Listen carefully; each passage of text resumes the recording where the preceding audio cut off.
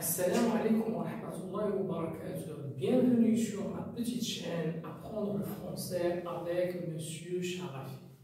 Je suis très content de vous enregistrer cette vidéo dans laquelle je vais essayer de présenter la maison de la voyante, c'est-à-dire d'Ashrafa, et ses habits et ses habitants. C'est bien. Donc on va commencer. Pour mieux comprendre l'histoire de la Boîte à Merveilles, on doit avoir une idée sur les habitants de Dar Ashrafa. Alors, Dar Ashrafa, c'est une maison collective, c'est-à-dire à plusieurs locataires, composée de 2 étages. C'est bien. Alors, au rez-de-chaussée, est occupé par une voyante qui s'appelle Kinza. Elle est la principale locataire et il s'offre chaque mois une séance de musique et de danse nègre, c'est-à-dire l'hadra.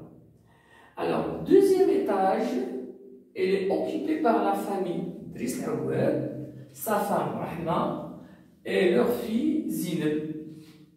Elle est plus âgée que le narrateur d'un an, c'est-à-dire il a 7 ans. Alors, ce Driss Awad, c'est un fabricant de charrues, c'est-à-dire qu'il fabrique des objets ou bien des matériaux qui permettent de labourer la terre, qui s'appelle et sa femme Rahma, donc c'est une femme trop jeune et qui va se disputer avec la mère du narrateur à cause du jour de lessive, parce que normalement le lundi, exclusivement, il était consacré à qui? À la mère du narrateur, d'accord, qui s'appelle Lele Zoubida.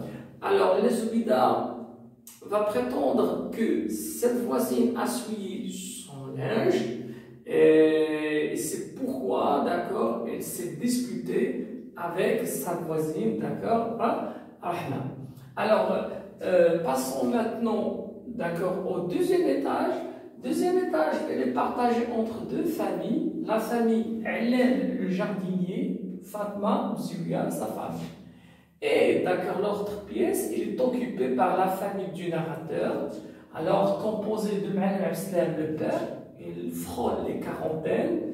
Alors c'est un tisserand, fabricant de tissus. C'est quelqu'un de pieux, c'est quelqu'un qui ne parle pas beaucoup, et c'est quelqu'un qui est droit, d'accord, et c'est quelqu'un qui est honnête.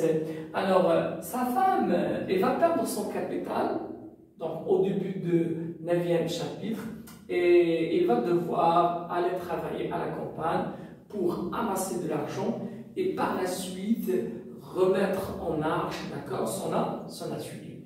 Alors, sa femme, elle est Zoubida, c'est une casanière comme les autres femmes, d'accord, et c'est une femme jeune, elle n'a que 22 ans, mais elle paraît dans ce roman et dans cette histoire comme une femme matrone, voilà, c'est-à-dire mûrie par l'expérience.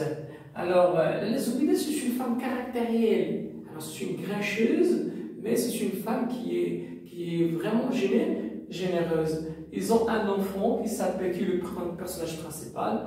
Il s'appelle Sidi Mohamed. Elle est rêveur, passionnée par sa Boîte à Merveilles.